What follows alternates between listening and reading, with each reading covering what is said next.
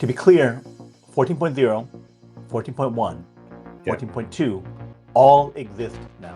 So each one of these has, is not like a single day. It's like a couple of weeks to get out. So 14 comes out, it starts releasing, and then 2 weeks later, perhaps even before everyone gets 14, the early people get 14.1.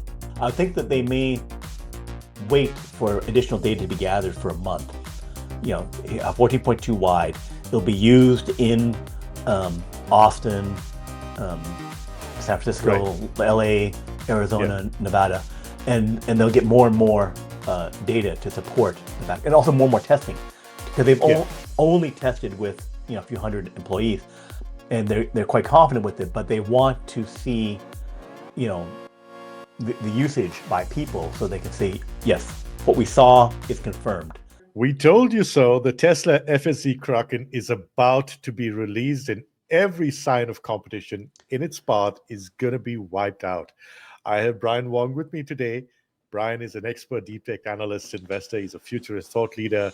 He runs the prominent science blog nextbigfuture.com. Welcome, Brian. We've been talking about this over the past few weeks, and then boom, Elon gives us the timeline. Were you caught off guard? I was. I didn't expect it so soon after his comments at the All-In Summit. I thought, okay, this is probably closer to the investor meeting and all of that. Yeah. So the interpretation that it would be, taking a few months was saying that there'd be multiple releases, what they call point releases, 14.1, 2 weeks later, and then don't give a date, but over a couple of months, they will get to 14.2. So I was expecting that there would be, and there is, some releasing to the employees, to the early, like the Homars, early influencers, The and those early kind of stuff, testers. the early testers, Yeah, right? yeah. And then you go, so each one of these has, is not like a single day. It's like a couple of weeks to get out. So 14 comes out, it starts releasing, and then 2 weeks later, perhaps even before everyone gets 14, the early people get 14.1. Right. Right. So it's a series of releases on that. Yeah. So this is the confirming what was the best case interpretation of Elon's statements. The best case indeed. Yeah. And especially considering the fact that he very clearly said that version 14 would just be that big game changer where it would be 2 to 3 times better or safer than a human driver, Right. and then possibly even 10. So this was him signposting that it's 14.1, 14.2, maybe down to 15, 16 Right. on hardware 5, but on hardware 4 itself, by the end of the year, he says. So there are obviously going to be more versions as we move towards the end of the year. Where do you think he's indicating that feeling of sentience in your car? Well, he's saying that the feel of it is completely different, just like previous aspects of AI, where like ChatGPT, GPT-3, or something like that. It was the people who were using it initially, GPT-2, saw flashes of really good capability. But it's once the whole thing kind of came together with GPT-3, that anyone could use it and say, this feels different. This feels intelligent. So similarly, we can see flashes. Like people can say, okay, some people have driven FSD 12 and 13, and they've had wonderful experiences where they felt this feels like the breakthrough is happening. But it wasn't consistent. It wasn't, well, some people have gotten to where they have had no interventions for like 6 months, right? But it's a bit uneven, right? And also, many don't get it all the time, where it's like, and then it does something where, well, that wasn't that smart, or that was a problem, right? So that goes to the feeling aspect of it, where it feels sentient, where basically the consistency, the quality is constant, right? So then it feels good. Yeah. So we don't necessarily have to. So as in, it's going to be safer, maybe 2 or 3 times, if not more, by the time we get to 14.2, perhaps. But it's a clear signal that, and this is my take, and correct me if you feel differently, but the wider release for FSD and the removal of the supervising drivers is just around the corner, even with version 14.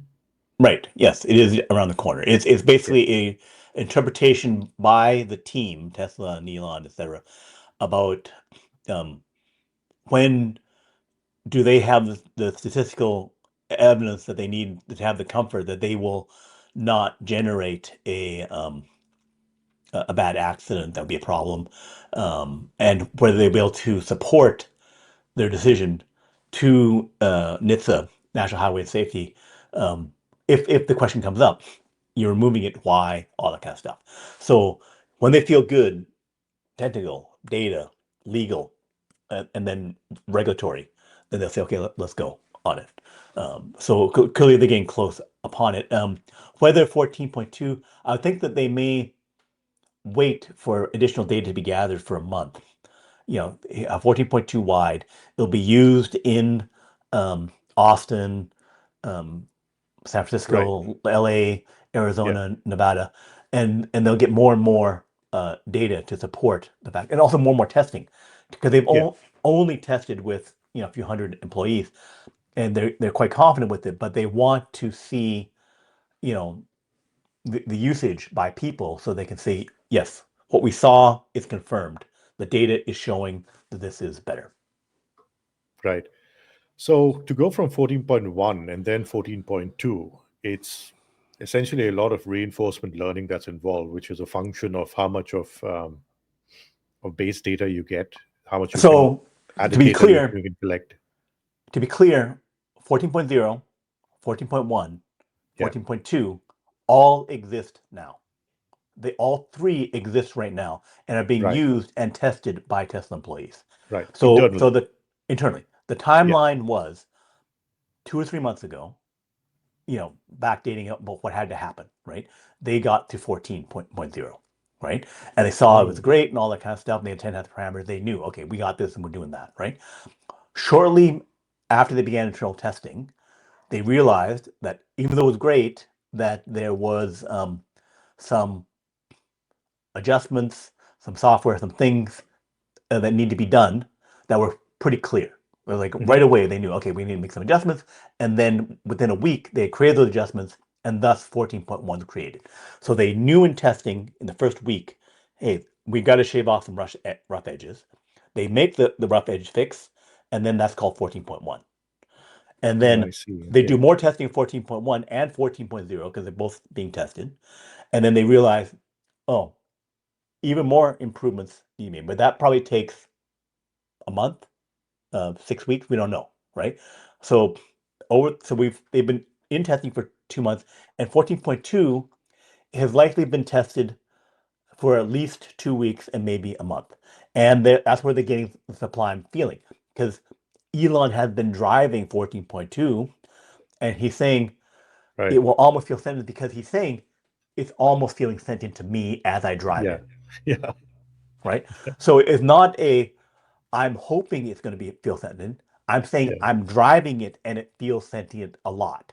Right. Yeah. And it's like maybe 98, 99%. And the sentient part is when you're in the car with a better chauffeur, better taxi driver, whoever, right? You're in the passenger seat, or you're in the back seat.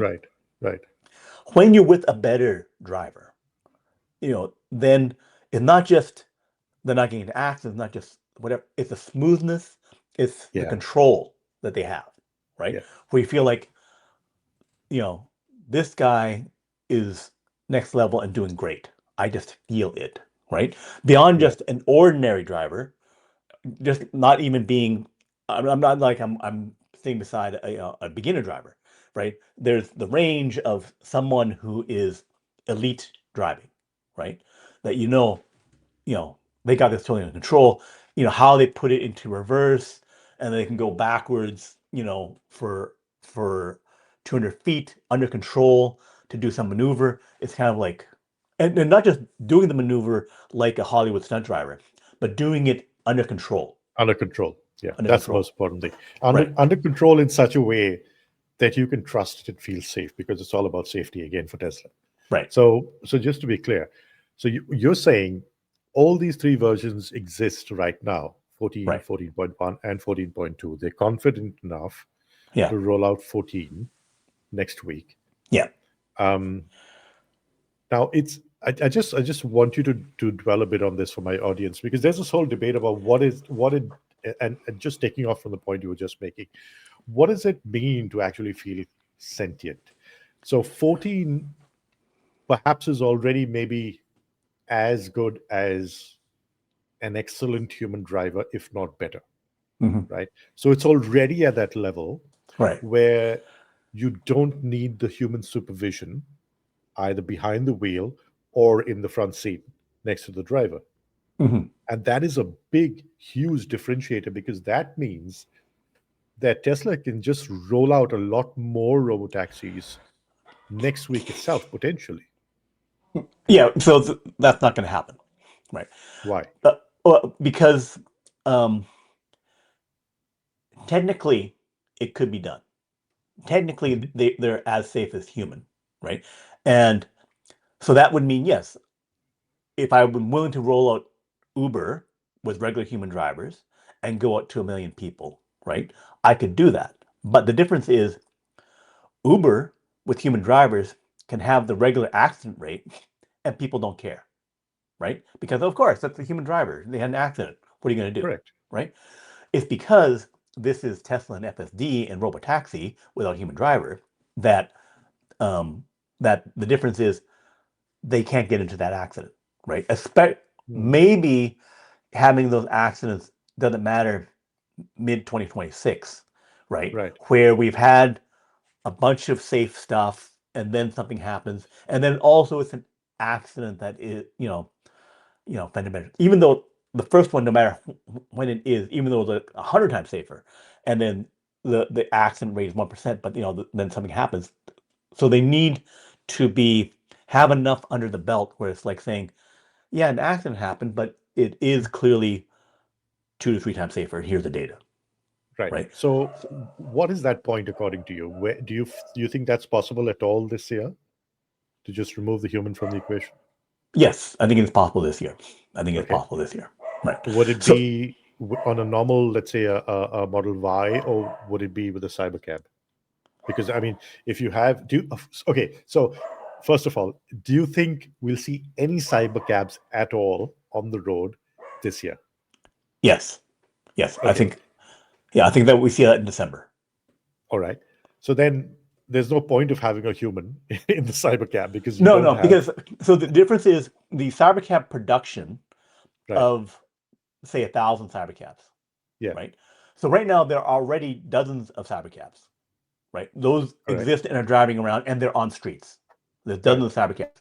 They were, test production runs using the Unboxed process, Yeah. right? Unboxed process being, making it like giant Legos, and they have castings of it, right? Yeah. So getting to test serial production to get to like 1,000 produced Cybercab and have them on the roads, right? That would be again in a with drivers, because if they're not going to be sold, the Cybercabs are not going to be sold but built for Robotaxi, right? Those 1,000 cars can exist, or even 10,000 cars can exist, mostly be parked, um, hundreds or thousands being driven under testing conditions, because it would be um, Robotaxi with new camera positions, um, other tuned software for it, right? Hmm. So, um, so I can say, okay, you can see them, but they're not deployed. They're not fully deployed. They're in the um, um, some test situation. Maybe they're using them for internal employee driving, where Okay. they give rides to employees and that kind of stuff, right? Hmm. So they would be in a situation where they're not um, fully released. They'd be in a active beta, Okay. right? So that's why I expect in December, right? I All could be right. wrong. they could have the confidence to do it, right? But I'm saying that until they got the data, there would be some phase of not of working out there on streets, yet still not deployed. But I think by January, February, then they go to the point of the Kraken, then they go all out, and then things happen. Right. But of course, that would necessitate. Do you think it can be done state-wise, depending upon the? I mean, Waymo exists without a driver already. So Right. wherever there's Waymo, Yeah. Tesla could easily just deploy the Cybercabs, right? Right. So over the course of, say, 2 months, let's say starting in November, December, right? They could remove the safety monitor in Austin, right? That could happen, right? So you're saying Model Y or? Yeah, Model Ys. Model Y. Okay, right. Model Ys, right. So they could do that in Austin. You have a version 15 software. You say, okay, it's good, and then they remove it, right? Yeah. Or they could do it in some other way, in some other location that is limited, and maybe not with commercial passengers first. They could do it anyway. So there's for employees or something like that. Employees something, yes. Yeah. So they could do some kind of situation like that, again, phased, and it could take from beginning of the process to the end. It could take 2 months, right? They don't fully go until like January 1 or January 5th or something like that. They start doing stuff in November, trial, and then feeling good about it, and then kick it off, bigger in January. But again, still not, the pinky toe and then the full foot, right? The full foot is 1,000. The full leg is 10,000, 100,000, right? So that's. I think there was a post indicating that maybe there's in Arizona there's some testing going on for Robotaxi. Yep, right. There is. Yep. So you talk about releasing the Kraken. How does expansion work when you in that context? So partially releasing. So they're ready in Austin. They're ready in the San Francisco Bay Area, right? And then there was that table made by one of the Tesla X people about what like 14, 15 cities, 4 in California, 4 in Texas, 2 in Arizona, 1 in Nevada, etc. So you have this whole list of places where they're some of them have already got regulatory. I think pretty much all of them have regulatory approval, and then they have the vehicles with LiDAR mapping and checking things out, which is a step before releasing, say, with here's Robotaxi in Arizona with 10 vehicles, just like the release in Austin, right? Yeah. So that's the release, and the more confident they are, it's like Arizona on 10 cars, Nevada on 10 cars, LA on 10 cars, Houston on 10 cars, right? So then that phase of the 10 car thing can last for a month, and then they scale up to 20 and 40 and stuff like that. So it's parallel to, but lag behind the 3 months ago or whatever we did for Austin. For Austin, yeah, because there was a broad understanding that we could see an expansion every 3 weeks or so, and that doesn't seem to have happened. And you also had, I think, Elon saying that, indicating that they're going to target half of the population of America by the end of the year.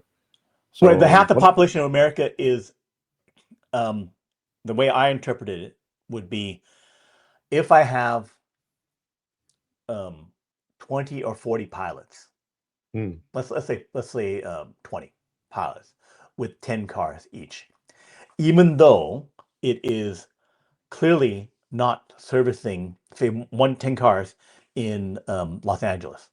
I'm clearly not serving all, So there's a difference between targeting half the population and servicing half the population. Right. And that is a function that is limited by the number of cars that you actually deploy in these areas. Right. The fact that I've started up 20, including Los Angeles, including New York, including whatever, and they add the population of those places, because I am driving across the entire area, I'm going everywhere, only with 10 cars, right?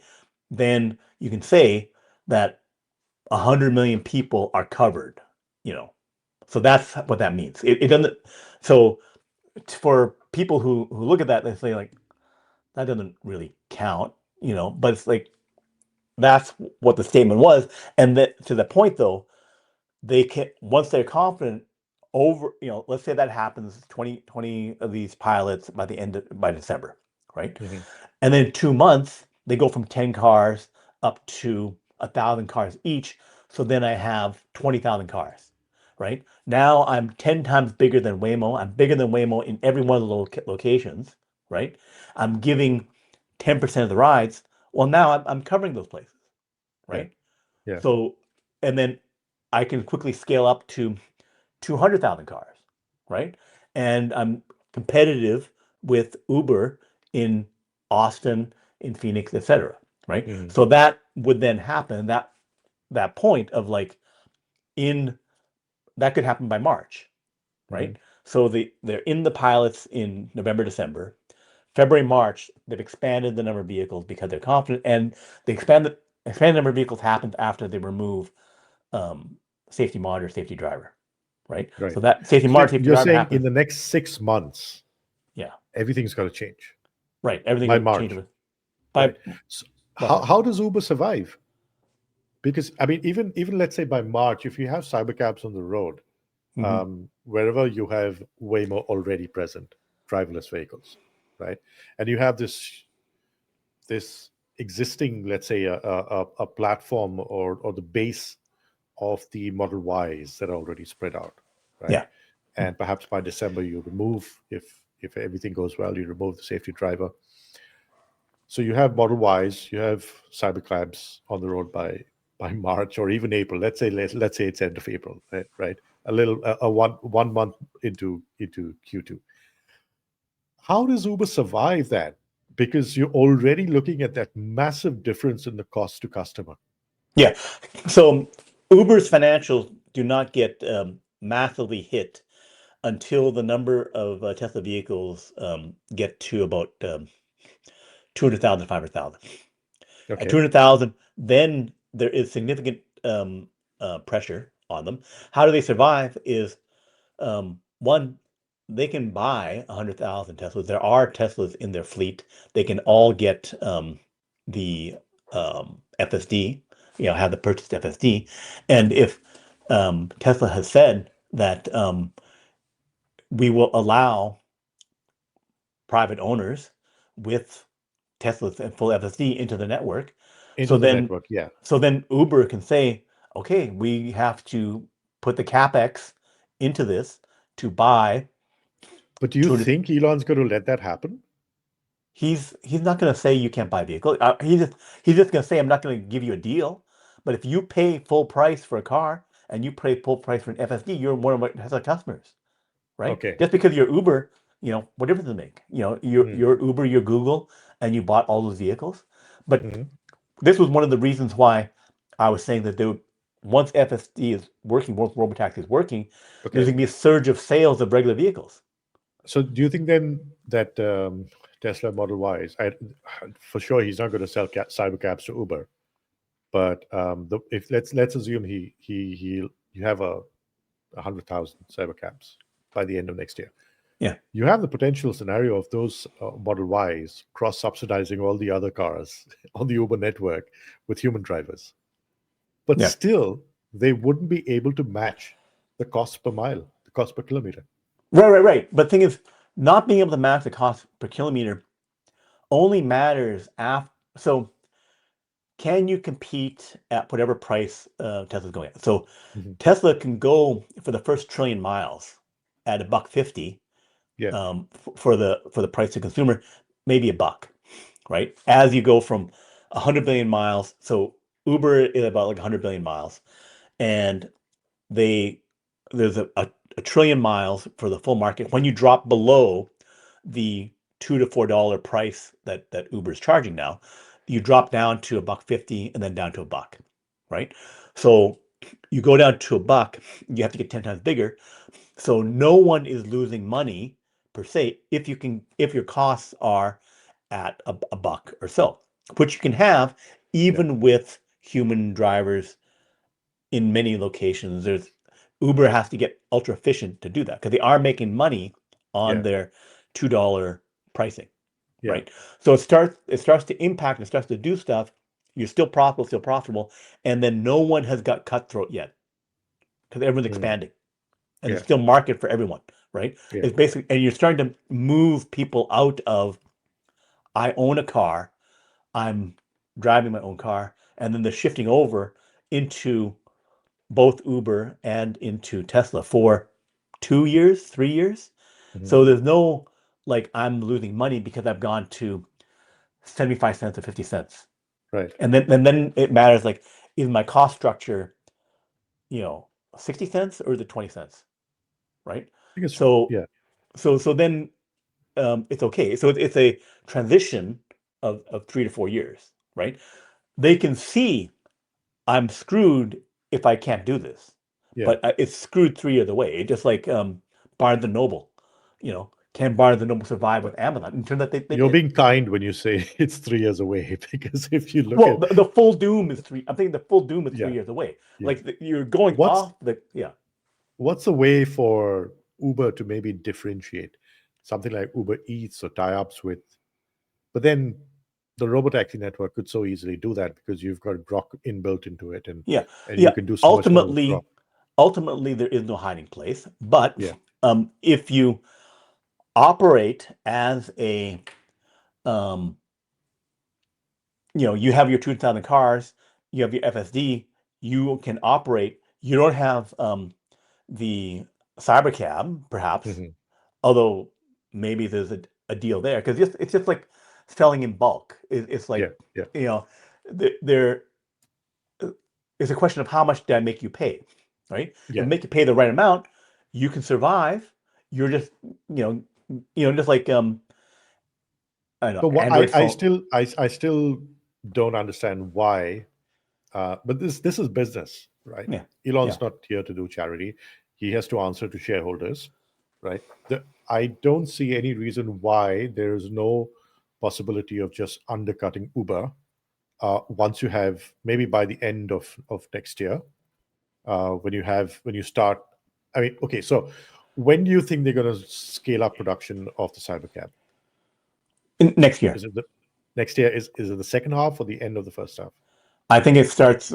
It's ramping through the first half of the year, and it would be That's disappointing to me that if they did not have over 50,000 or 100,000 per month by June. yeah, yeah, That'd be right. disappointing to me. But So that's yeah, how do you compete with that scale? I mean, you 5 seconds, 0, 1, 2, yeah, 3, 4, Cybercab, yeah, 0, yeah. 1, 2, every No, 5 seconds you've got a Cybercab come out. How do you right. compete with that? Well, the thing is, yes, you will lose. You'll be smaller, right? But Yeah, Lyft still exists, right? Uber is way yeah, bigger. Lyft still exists, and and but those and are different business models, right? At the end of the day, well, they have the same business models right now. Like yeah. Lyft I and mean, Uber have the same business model, right? yeah, So right. so so And then you can be smaller and still survive, okay, right? And then the other thing is okay, that if I have the same vehicles, I have Tesla vehicles, Uber bought 200,000, right? mm, So then the driver part of Uber dies, but then they still have 200,000 or more. They could buy 500,000, right? And then the fact that Tesla has 5 million or 10 million, fine, I'm 10 times smaller, but it is a viable business. It is a mm, viable business to operate Tesla's at FSD. It'll be a viable business for me with my Tesla. It'll be a viable business for other people who have Teslas and FSD, right? So it's still a business. The fact that I'm not at the 20 cent per mile level of a full Cybercab and I'm at 36 or 40 cents, yeah, if the clearing price is 60 cents, I'm yeah, still making money. I still making money. survived. Yeah, I survived. and that's where I think value-added services will come in as a differentiator. Right, right. Yeah. Yeah, So then if you have your network and you can do more food deliveries and stuff, yeah, they could yeah, be the best of those. And yeah. um, I can think of plenty of companies that have licensed a dominant product, like, Mm, getting Android phone license, right? Plenty of companies offer that. Google has Android they get whatever fees from that, and they allow competition to occur. Um, Back in the day, Microsoft and IBM would allow certain clones to exist, right? For a while, Mac and Apple did that, and then Steve Jobs chose to clean it up and not do that, right? Yeah. But then, so there's a strategic But also, dynamic to it. yeah, and also remember, Uber is in a lot more markets across the world than America. Right. And there's a lot of markets where I think you wouldn't have the Robotaxi network deployed for at least another 5 years because of, each country has its own rules. Well, also it's because for those cheap markets, Yeah, humans work so cheaply that they exactly. can charge 50 cents per mile and make money, right? Yeah. Where So where like a the Bolt would survive in Thailand, an Uber would survive in India, etc., Yeah, etc. right, Yeah. right. And that could be even a long-term thing because the FSD robotaxi model has to get so good and so saturated that they're Yeah. coming for that, like even when ARK investors run the numbers, they're saying, okay, it's gonna be 20 cents and they could charge 40 cents. So Yeah. inexpensive humans are not that far off that price. Yeah. And then if the um, government chose to say, I don't want Yeah. my 5 million human drivers, 20 million human drivers to get put out of work, then Yeah. they can say That's you kept out, and then Uber still has that. So there's, yeah.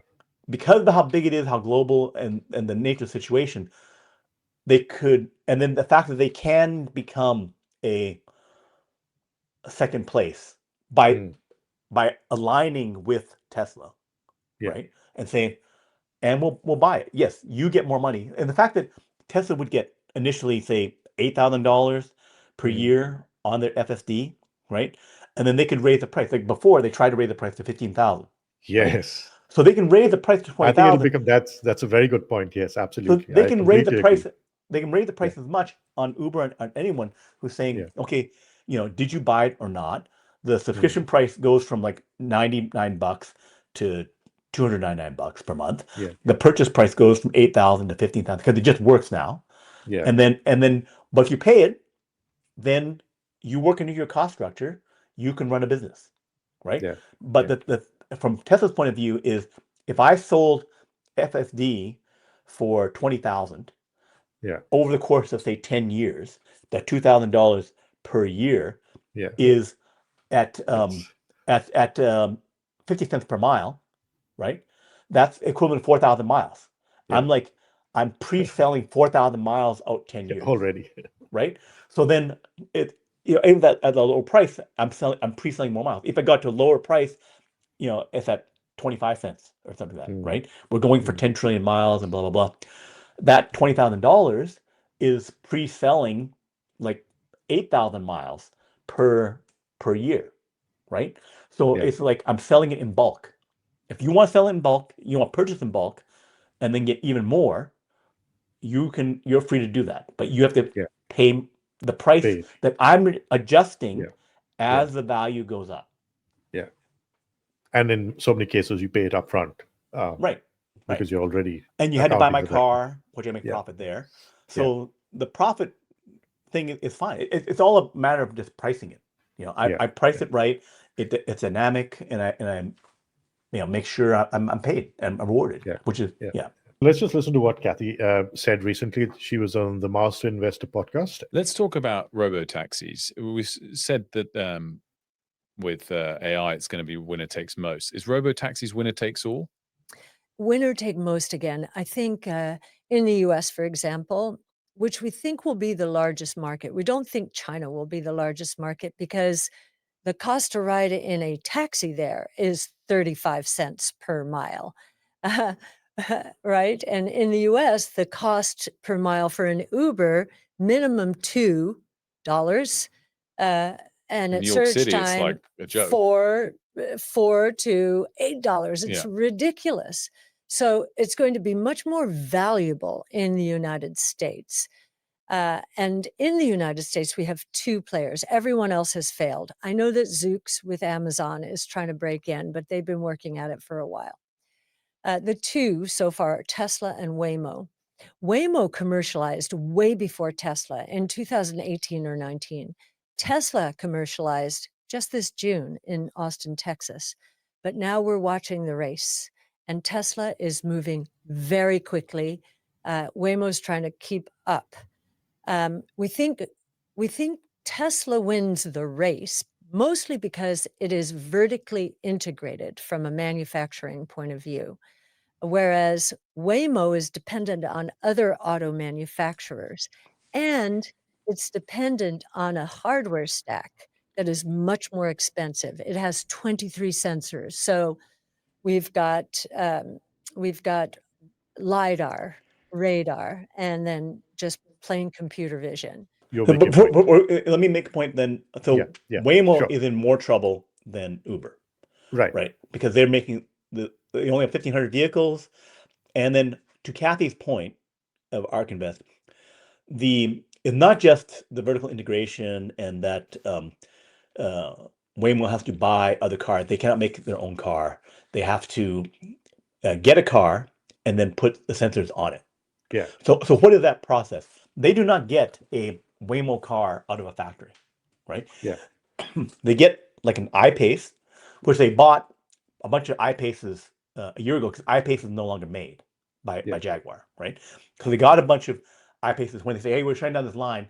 Do you want like 4,000 I-Pace Jaguars? And then Waymo bought them, right? 1,500 of which they put out to places, 2,500 have not.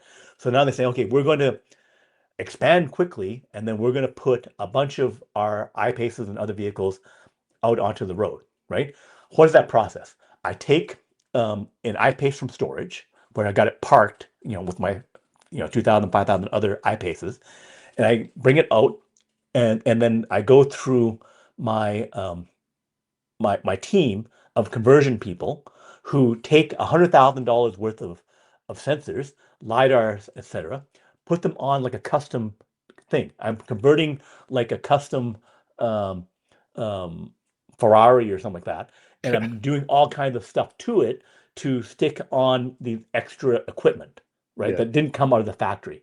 So I'm doing a aftermarket thing to my vehicle, which is with a team of maybe, I don't know, like 20 or 100 people that, 5 guys each that are taking a week or a day if they got the time down to a day. It's laborious, it's slow, it's Right. expensive. Yeah. Right. And they're like adjusting each one, tuning each one. Okay, then the sensors are good. Enough. So it's $100,000 equipment and $10,000 worth of custom labor to put it and the time to do it. Right. And then they have not gone through all the other I-Paces. They haven't gone to the point where they can get to, even 2,000 per year that they can do. They can't even do 150 per month on this thing.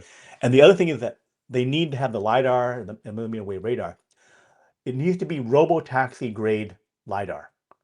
So just regular LiDAR, which is used as driver assist on some vehicles, of only a fraction of all vehicles have a LiDAR. Like of the 60 million vehicles that are made per year, maybe 2 million, 5 million have any kind of driver assist LiDAR, right? Which is a fewer amount cheaper than the Robotaxi version of LiDAR.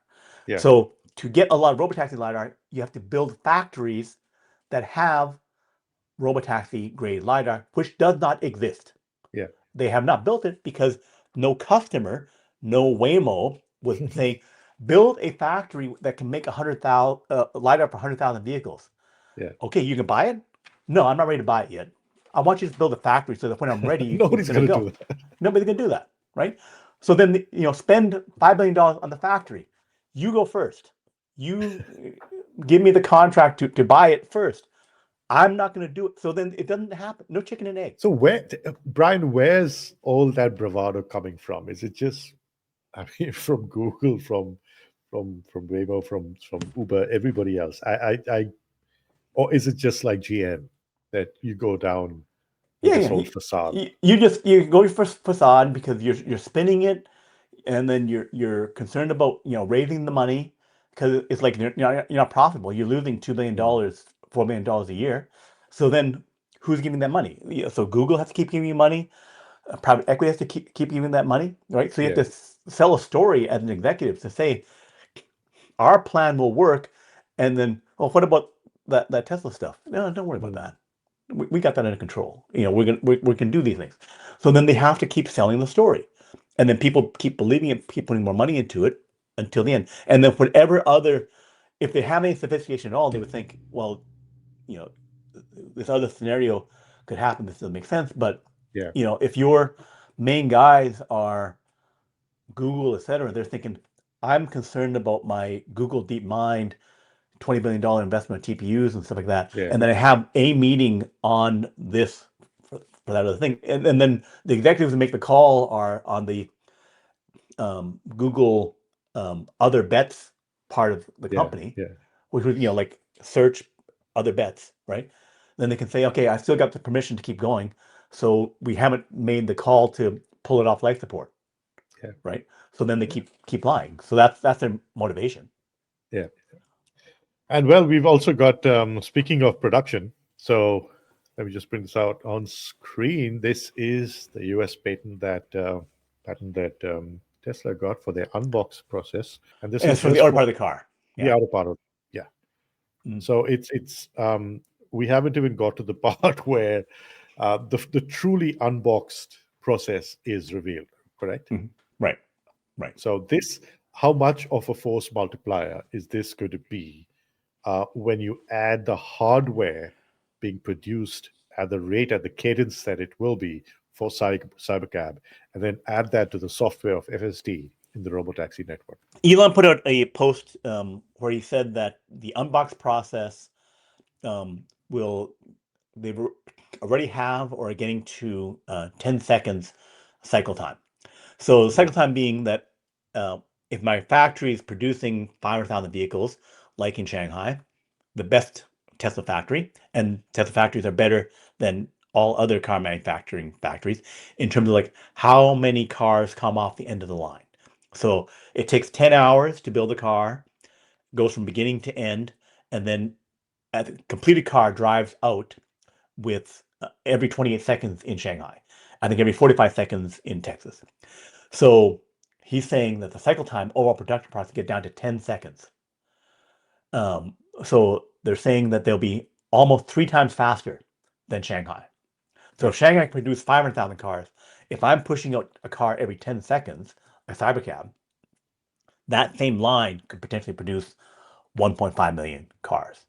And then there's a path to getting them out every 5 seconds, which would be, the equivalent of 3 million cars if it was compared to, a fully developed thing making 500,000 cars to the rate that is possible. But there's a bunch of things operationally that have to happen.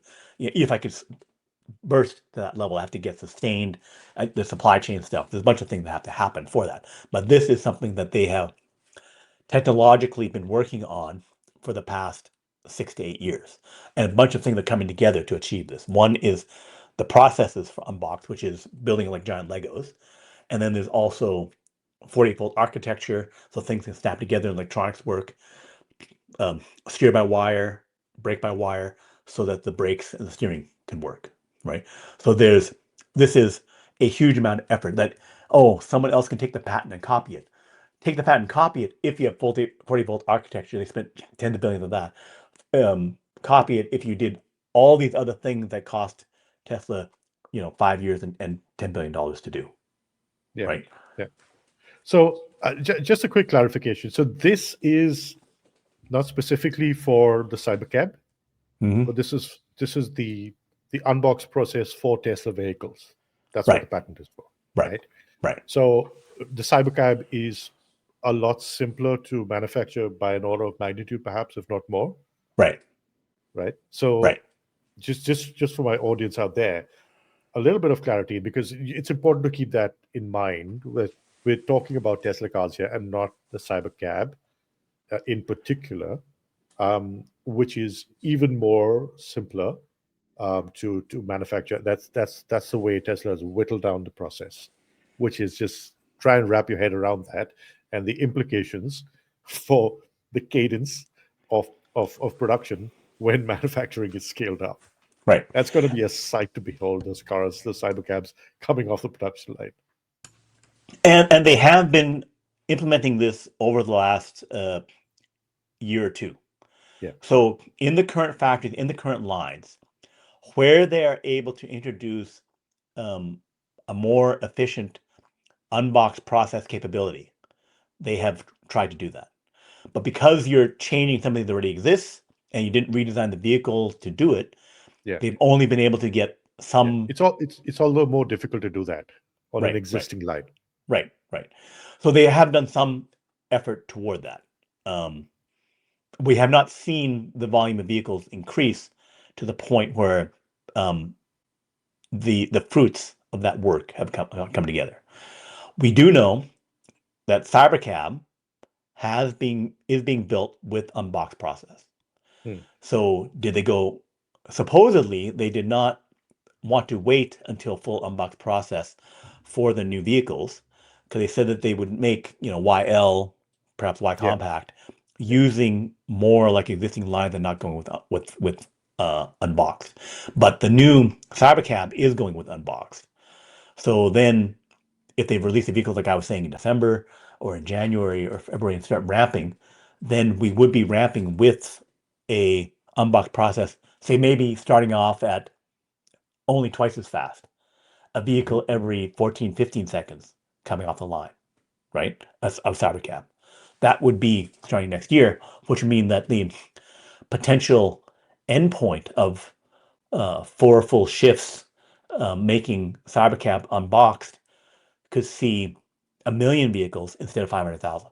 Yeah, and that's just at, let's say, one Cybercab every 15 seconds, which is half or a little slightly less than half the time it takes to produce a Model Y in Shanghai, right? I think it's about 30 or 35 seconds. 28 seconds now, I think. 28 seconds now. A few times they said 35, and then they said, more recently they said 28. Wow. So do you think that shaving off 7 seconds is partly due to this unboxed process? Or is it just optimizing the efficiency of the lines in Shanghai? Like I said, they have been trying to incorporate some level of unboxed things into it. How much that is, it'd be a guess. I would say of the improvements, 20%. Like if I improve from 35 to 28, that's a 7-second improvement. Then 1 second of that was because of something I did with unboxed, is my guess. Right. Wow, it's pretty crazy to wrap your head around. Yeah. It's just so mind-bending. It's so difficult to kind of comprehend and get a grip on, because you have these intersecting massive waves of disruption, right? You've got the software, and then you've got the hardware, and when they all come together by March next year, perhaps. Yeah. The other thing about unboxed process is that it's far more compact. So it doesn't involve paint because they're using sheet molded compound or something like that instead. So no painting. It's the paint. The color is inside the panel. It's in the in the right. panel. So that's far more compact, right? So if you did things to save room in the factory, let's say I saved 30% of my space in the factory for my regular construction process, I would then have the room to do a line that was full unboxed. One, they don't have to do that in Austin, Berlin, because there's like all kinds of room they haven't used, right? But for Shanghai, it is not impossible that they have a unboxed line within the existing factory. So that is possible. Whether they did it or not, no idea. Supply chain, various other things. But it is something where, because they say, hey, you haven't built a new factory. One, we may not know where all the factories are, because the Gigafactory, the third battery factory, Lathrop, China, and then Texas. The Texas one was into what was just a super large warehouse. And then they suddenly revealed that, oh, by the way, we did Unboxed here. Or we did a Megapack here, right? So there is surprises around new buildings and that kind of stuff that they could use. Okay, so what does this all mean for the stock? We've seen a few swings along the way in the past few weeks. Do you think there's a bit of FOMO creeping in? Or Oh yeah, because we are at the end point we've transitioned to, we have FSD working 2 times, 3 times safer than human.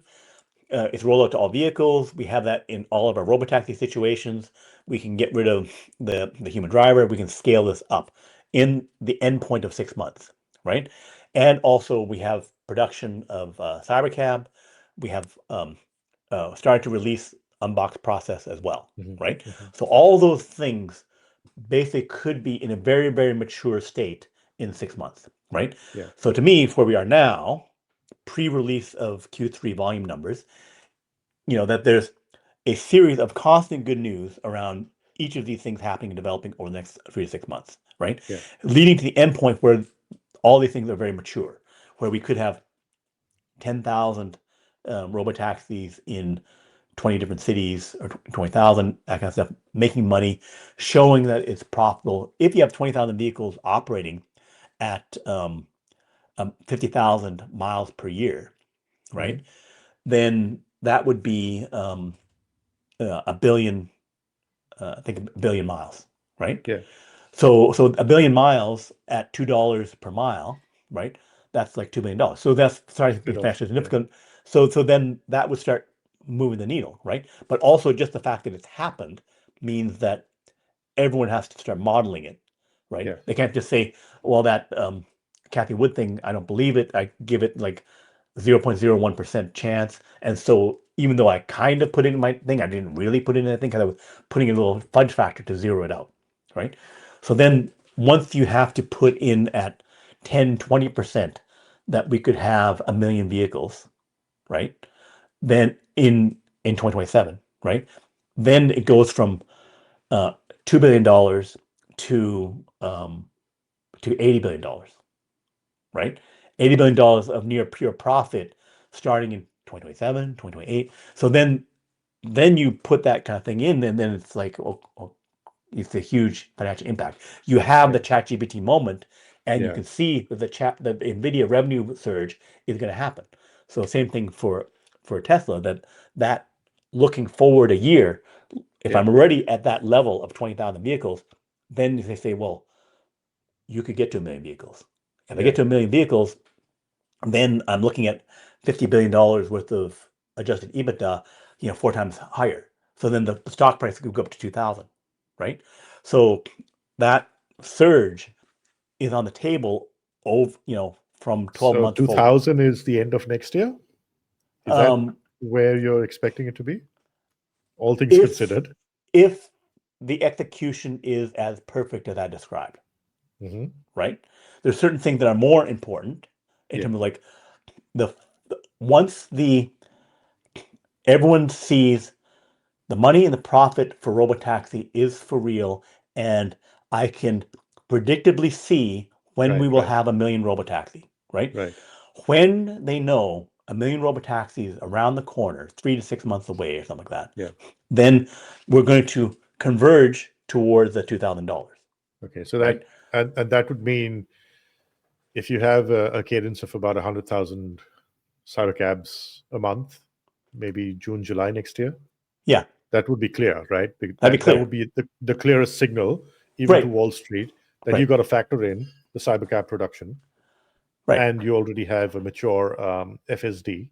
Yeah, and the only way you're making 100,000 Cybercabs is that you're going to put them on the road as Robotaxi, as full-fledged Robotaxi, without human drivers. And that's the important thing. Thank you for saying that, because that's the other important thing to know, that perhaps not many people realize that it's like the Toyota concept of just-in-time manufacturing, right? You need to be able to produce Cybercabs at scale to match FSD where it ought to be to put Cybercabs onto the road. Because there's no point ramping up production of Cybercab if you haven't, adapted FSD for Cybercab and had it ready. Yeah, if I make a bunch of iPhones but they don't have iOS there, then what am I doing, right? Like I made a billion iPhones, right? And they're sitting over there, and I can't, and not in consumers' hand. They can't use it because I don't have iOS, right? And I don't have apps or whatever for it, right? Yeah. That it's completely illogical to do that, right? I'm ramping that up because they will be operating useful within weeks or a month, already useful. Yeah, and for me, the moment I saw that post from Elon about version 14, 14.1, and 14.2, it got me thinking that, okay, maybe internally they're also confident that they could start pumping out Cybercabs this year itself in much stronger numbers than we expect. Mhm. Right, because that hardware is purpose built for Robotaxi.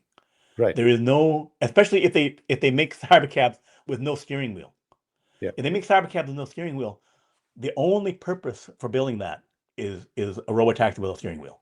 There is no other thing to put that on the road for, right? Yeah. And so if your software is not ready without human, well, even with human, if there's no steering wheel, what the human's going to do? Yeah. Right? So if I build Cybercabs with no steering wheel in volume, that means I'm putting them on the road for use very soon. I'm not going to fire that up without that they're really going to be in use. So that signal would not be clear that I'm going to do it. Yeah, I think that's a very important point for people to kind of understand and take note of, that this is a convergence that we're seeing between software and hardware, and it's important to track both. And there are clues in what Elon is saying that are far beyond. It's just like we've spent almost a month kind of breaking down what he said at the All-In Summit, and now I think we're going to spend a few months trying to understand what he really is seeing over the horizon when he's talking about and he spent 14.1, 14.2. Yeah. Right, he spent $2 to $4 billion of capex. Yeah. On an unboxed line. Yeah. To build Cybercabs. Yeah. Right. Conversely, he's also put in $2,000 in every vehicle. So like 8 million vehicles, $2,000 of extra Robotaxi or FSD hardware, the cameras, the chips, and everything. Yeah, right? all of that. So that's like $16 billion of capex that he put into these vehicles that he wants to light up. Yeah. Right. So the amount of extra money that he put into that to be ready, which is something that none of the other car makers did. It's an investment for the future. It's like, well, Tesla can go to scale because they put $16 billion of hardware on the vehicles. Exactly. And you have to remember that getting those fine-tuning those supply chains is so critical to get it right. Because if your supply chains are off, you're stuck. You're dead in the water. Right. And so Tesla has $37 billion in cash. If Tesla did not do those two things, they would have had $20 or $30 billion more cash. They'd be at $67 billion of that. They would have margins that were like 30%, right? It's because he put this investment going forward that he is ready to scale and no one else is. Yeah, that's really important for people out there to really understand and get a grip of. Because there's so much of hyperbole around, FSD, but then you have to take into account that this is like clockwork, producing a car, even though it's a simplified car with the Unboxed process for Cybercab, and a much simpler car to make. No steering wheel, no pedals, etc. So another it still needs to come together. Right, so including the supply chains. You can think of like D-Day invasion. Yeah. Right? The invasion of D-Day, 200,000 troops or whatever hitting the beaches of Normandy. You're planning it. You had to build, like 20,000, 50,000 of those special landing boats, craft, landing craft boats, right?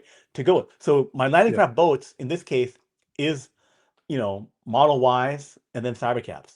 Right. I'm going to hit the beaches with those things, with trained troops, in this case, like the train software FSD, and everything. So the hardware, the software, everything to come together. I'm going to hit the beaches. I'm going to take France. Right. So same thing. I'm going to build all this stuff. I'm going to have the special gear, the special software. And then in early part of next year, or even at the end of this year, the invasion starts. And then we're starting to hit the beaches and we're going, and we're driving through and then taking over the world. Right. So that's what's happening. It's like absolutely everything's coming together. A lot of money has been spent, all this action to get that to happen. Right. And that's a brilliant analogy. And then the competition, Yeah. trying to fight it off Yeah. doesn't have the gear, the weapons, or anything to do anything about it. Yeah. Because it's like, did you spend, $20-30 million to do this? No, you didn't. Well, I guess you're not ready. Yeah. Release the FSD Kraken. Release the FSD Kraken. Yeah. Right as you say that. Brian, Yeah. thank you so much. Always a pleasure. It was so brilliant talking to you. I've Yeah. been waiting to talk to you about all of these things and they're coming at us thick and fast, aren't they? It's Yeah. like almost every day there's something now. And Yep. the excitement's growing. Great. Right. Thank you so much, Brian. Thank you. Until next time.